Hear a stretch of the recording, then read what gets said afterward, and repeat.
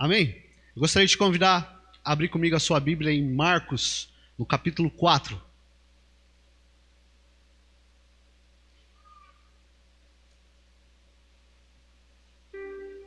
Marcos capítulo 4, versículo de número 35.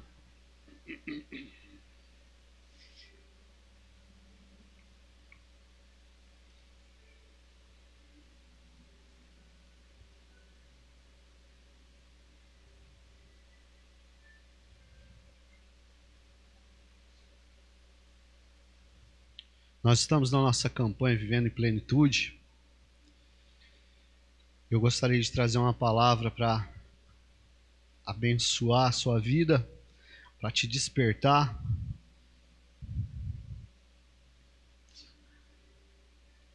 Quem achou diz amém? Então vamos lá. Naquele dia, sendo já tarde, Jesus disse a seus discípulos: vamos passar para outra margem. E eles, despedindo a multidão, levaram assim como estava o barco, e outros barcos o seguiam. Ora, levantou-se grande temporal de vento, e as ondas se arremessavam contra o barco, de modo que o mesmo já estava se enchendo de água. E Jesus estava na polpa, dormindo sobre o travesseiro. E os discípulos acordaram e lhe disseram: Mestre, o Senhor não se importa que pereçamos? E ele, despertando, repreendeu o vento e disse ao mar: Acalme-se, fique quieto. O vento se aquietou e tudo ficou bem calmo. Então Jesus lhe perguntou: Por que vocês estão assim medrosos? Como é que ainda não têm fé? Mais um. E eles, possuídos de grande temor, diziam uns aos outros: Quem é este que até o vento e o mar lhe obedecem? Amém? Coloca a mão sobre o seu coração. Senhor Jesus, nessa noite, Pai, aí está a Tua palavra. Encontra um lugar em nós para nos despertar, para nos alinhar com aquilo que o Senhor tem para fazer em nosso meio. Como sua igreja, ansiamos em escutar a sua voz. Em tempos tão difíceis, Pai, nós só temos algo que pode nos direcionar em meio às tempestades das nossas vidas, que é a sua voz, que é a sua bondade, que é a sua misericórdia sobre nós. Fala a todos aqui de maneira pessoal, que essa palavra seja algo pessoal para cada uma dessas pessoas, para que elas possam ser encorajadas e empoderadas em nome de Jesus. Amém? Eu acredito que essa seja uma das passagens mais conhecidas. Acredito que todos que estão aqui, ou se não todos, a grande maioria, já ouviu falar ou já leu esse texto. Semana passada a Grazi nos trouxe alguns níveis de fé. Quem estava aqui semana passada? Quem não estava pode assistir lá no YouTube. Bênção a palavra. E nessa noite eu gostaria de trazer uma palavra aqui para edificar a sua vida, de algumas lições que eu vejo desse texto. Esse texto, ele aconteceu sim, de fato histórico. Quando eu falo de fato histórico, é porque ele aconteceu de verdade, né? Os discípulos, eles passaram por essa tempestade. E aqui a tempestade, ela era física. Mas eu quero falar de um outro tipo de tempestade. De algumas tempestades que eu e você passamos na nossa vida. E extrair desse texto algumas lições da tempestade. Amém? Porque eu e você, nós vamos passar por tempestades na vida. Olha para o seu irmão aí e fala para ele: você vai passar por tempestades. Se prepara aí. Amém? E a primeira lição que eu tiro desse texto, o tópico número 1, se fosse para a gente nominar dos 55 tópicos que eu tenho para ministrar nessa noite. Já ficaram decepcionados, né? 55 tópicos, misericórdia. Que noite é essa? O número 1 é: Deus sempre nos fala para onde, mas nunca nos mostra por onde. Você vê que Jesus fala para os discípulos: é necessário que nós chegamos do outro lado. Mas não fala para eles de alguns obstáculos que acontecerão no meio do caminho. E sabe, muitas vezes Deus, ele não revela alguns obstáculos que acontecem no meio do caminho. Ou fala de tudo? Não fala.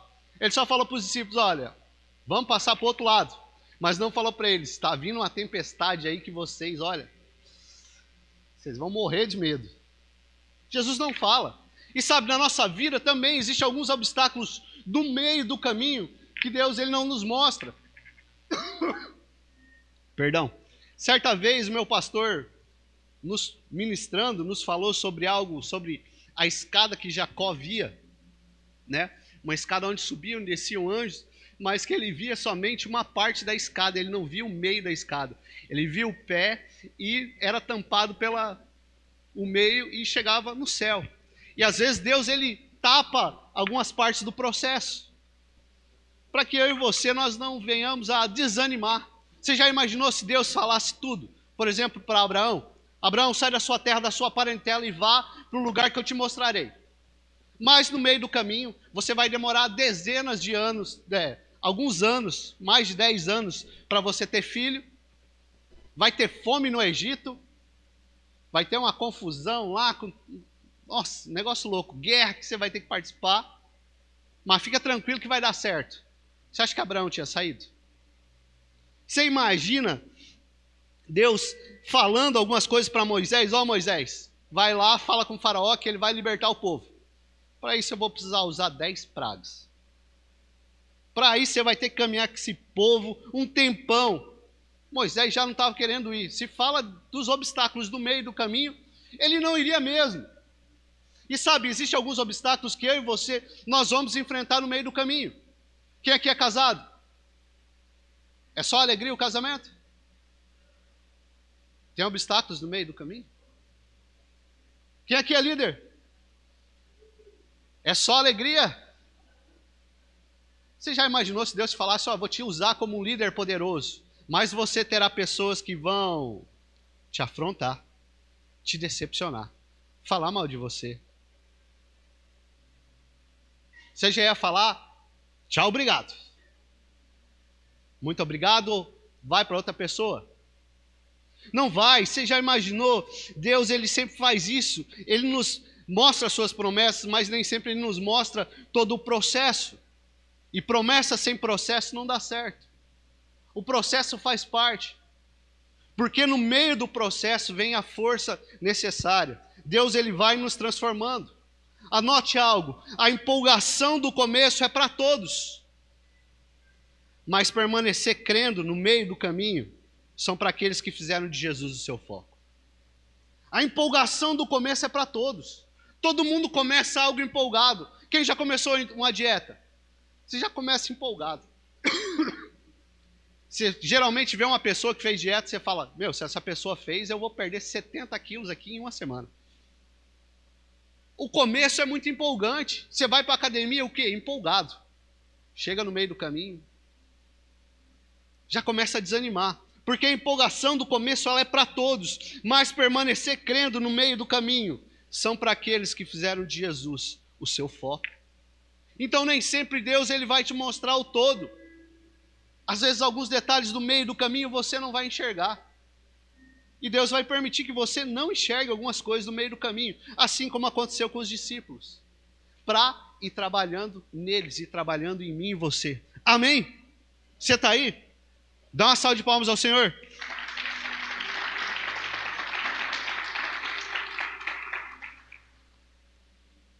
Ponto número 2. Dos 55 que eu tenho para falar essa noite.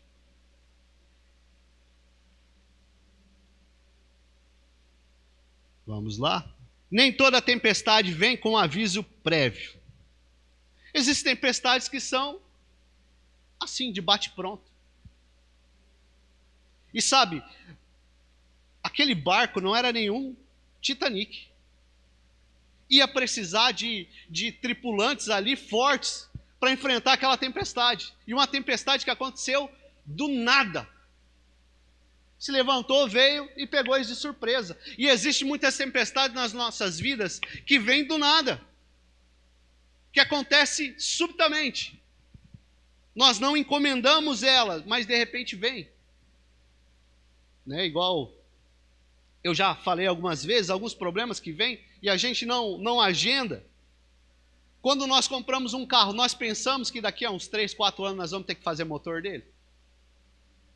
De jeito nenhum. E geralmente você tem que fazer o motor quando? Quando você está na pindaíba. Né? Você está lá vivendo a sua vida normal e você fala, esse mês eu vou economizar R$ 1.000, vou guardar R$ 1.000 para minhas férias. Queima a máquina de lavar. Você vai ver a máquina de lavar R$ 2.000. Você fala, peraí, eu só tenho 1.000. Eu vou ficar no vermelho ainda.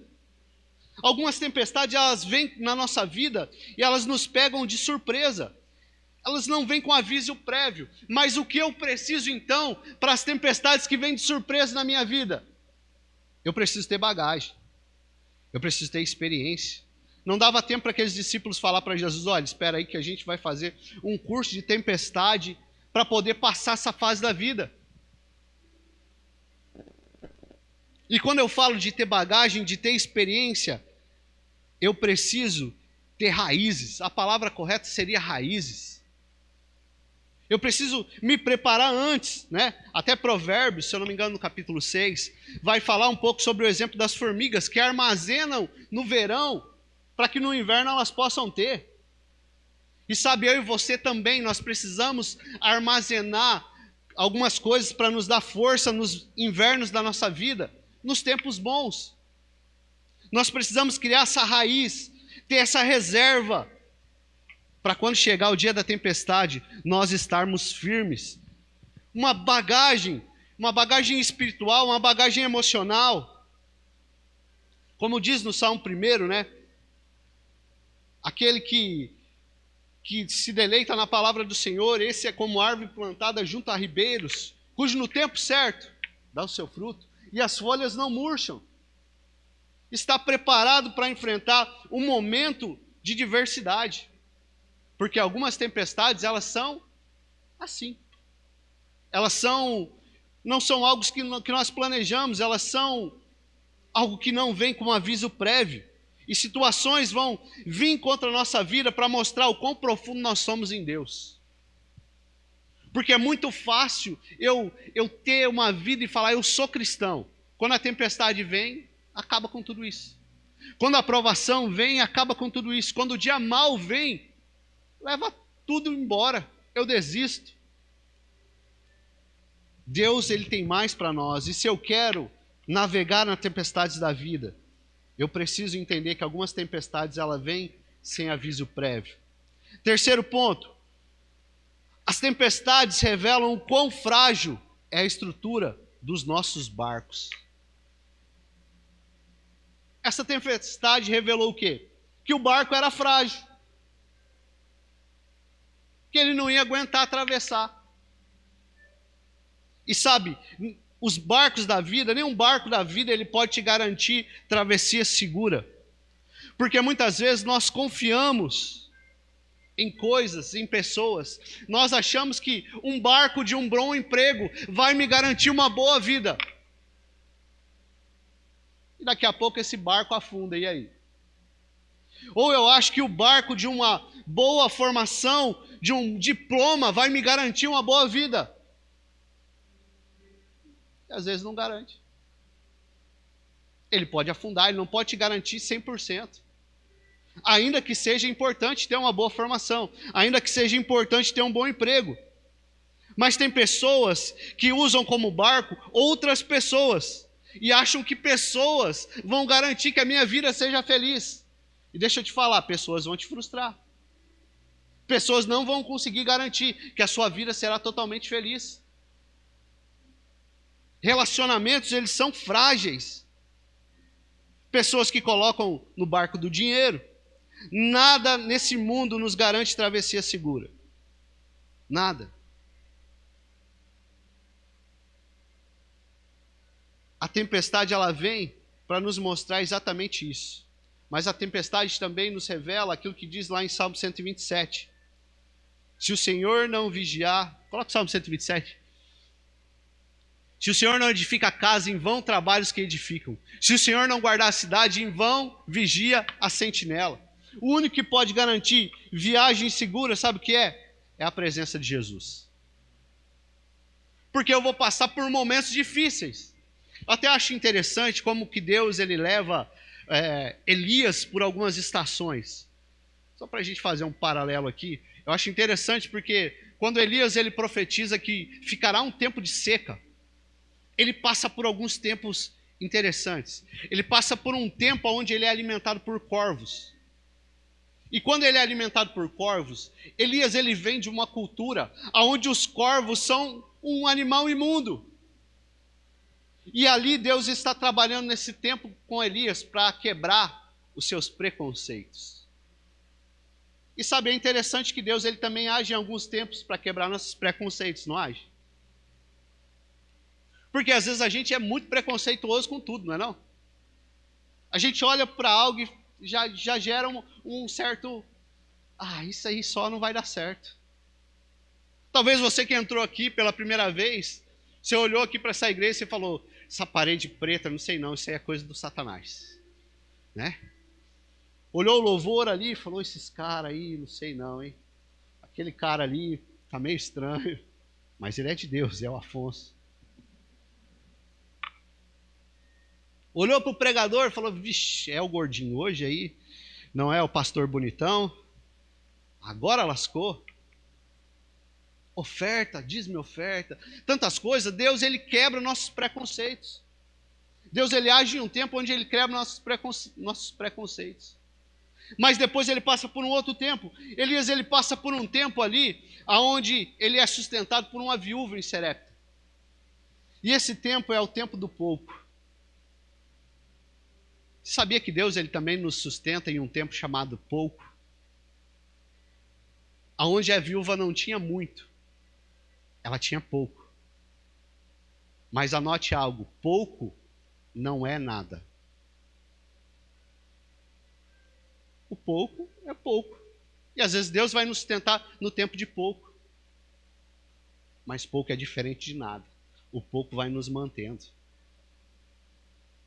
E isso nós precisamos entender, somente o nosso Deus é aquele que pode nos proteger. Somente o nosso Deus pode nos guiar em meio a alguns tempos, porque os barcos da nossa vida, eles são frágeis. Quantas pessoas colocam toda a sua força no barco do seu ministério? Não, porque eu sou um líder de célula e eu sou poderoso. Olha para o seu irmão e fala, sabe de nada, inocente. Se não for o Senhor, em vão. Seu barco é frágil. A sua estrutura é frágil. Quantas vezes situações simples nos colocam em xeque, nos fazem retroceder. Quarto ponto. O silêncio de Deus não significa ausência de Deus. E o que acontece com os discípulos aqui? Eles começam a falar, Senhor, cadê o Senhor? O Senhor está dormindo. Eu não sei onde que Jesus arrumou um travesseiro naquele barco. Mas ele deve ter ajeitado alguma coisa ali para fazer travesseiro. Por quê? Porque ele estava em silêncio. E sabe, muitas vezes Deus ele vai ficar em silêncio na nossa vida. Mas Deus não fala? Fala, mas Deus não fica falando o tempo todo. Porque assim, pensa comigo. Se Deus te fala o tempo todo, Ele impede de você crescer em fé. Porque o que é a fé? É exatamente isso, Hebreus 11. É a certeza daquilo que eu não vejo, é a convicção daquilo que eu espero. Mas parece que tem gente que só acha que Deus está fazendo alguma coisa se Deus ficar o tempo todo batendo nas costas. Estou aqui, estou aqui, estou aqui, estou aqui, estou aqui. Se Deus fica falando o tempo todo, estou aqui, a sua fé vai ficar madura quando? Nunca. Nunca. Por isso ele fala, vai, e você tem que ir. Você imagina Noé, trabalhando mais de 100 anos na arca. A Bíblia não nos fala que Deus chegava lá todo dia e falava, ó, toma isso aqui, prega isso aqui, faz aquilo lá. Não, deu a instrução e foi embora.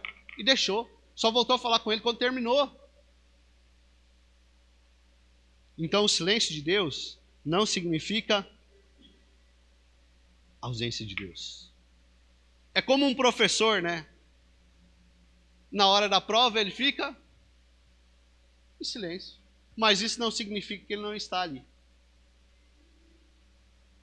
Deus te deu uma direção, segue nessa direção.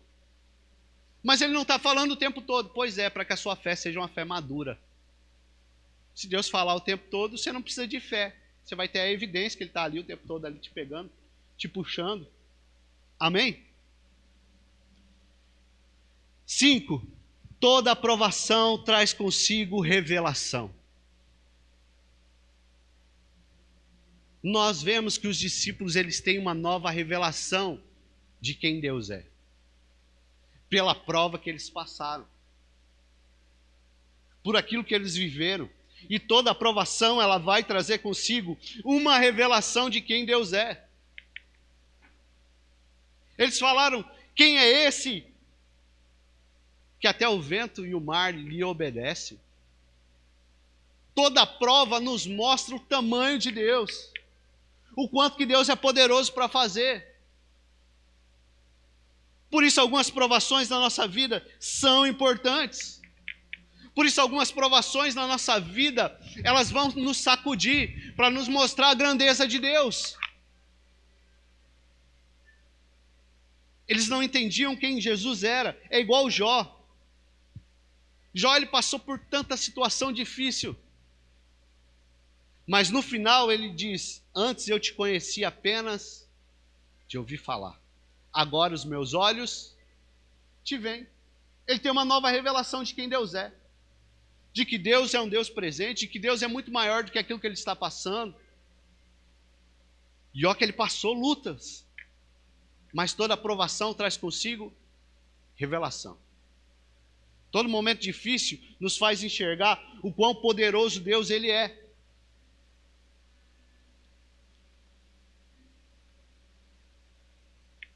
E por isso que nós precisamos entregar a nossa vida totalmente nas mãos do nosso Senhor. Amém? Você pode dar uma salva de palmas ao Senhor?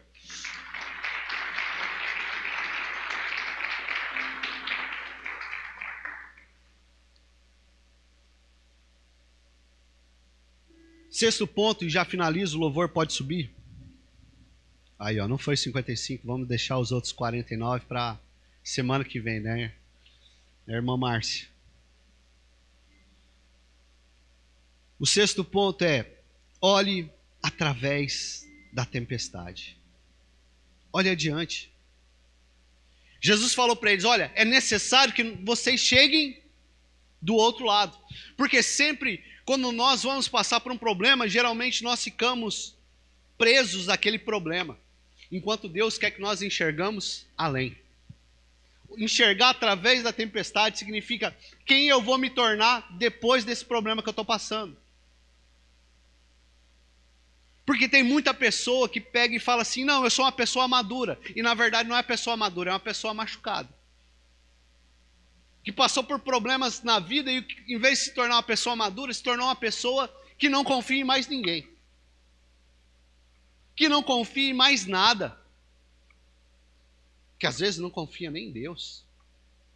Por aquilo que passou. Olha para o seu irmão e pergunta: quem você é, o maduro ou o machucado?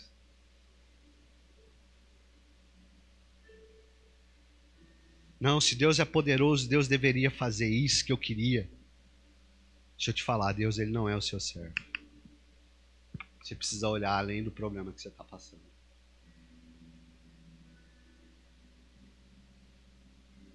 A tempestade vai nos ensinar muita coisa, vai nos ensinar a amadurecer, nos vai ensinar a valorizar a Deus, mas para isso eu preciso olhar além da tempestade. Jesus estava falando para eles: é necessário que vocês cheguem do outro lado, porque do outro lado existia uma pessoa que precisava ser liberta, e aqueles caras precisavam chegar do outro lado. Talvez do outro lado do problema que você esteja passando, existam pessoas da sua família que precisam ser libertas, e serão libertas através do seu testemunho, através daquilo que você venceu com a ajuda de Jesus. Por isso você precisa olhar além da tempestade. Gostaria que você ficasse de pé.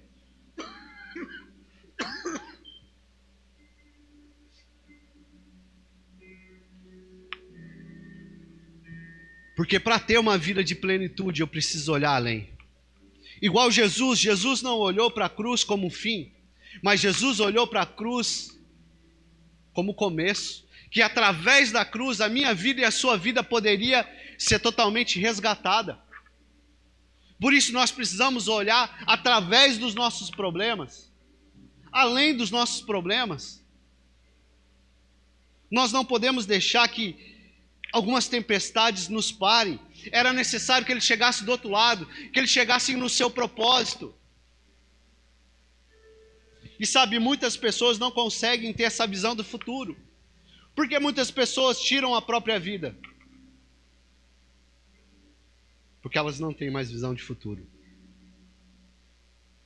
Porque muitas pessoas vivem desanimadas, porque se você perguntar para elas quais são os seus planos daqui a 5 anos, ela não tem. Ela não tem uma visão de futuro.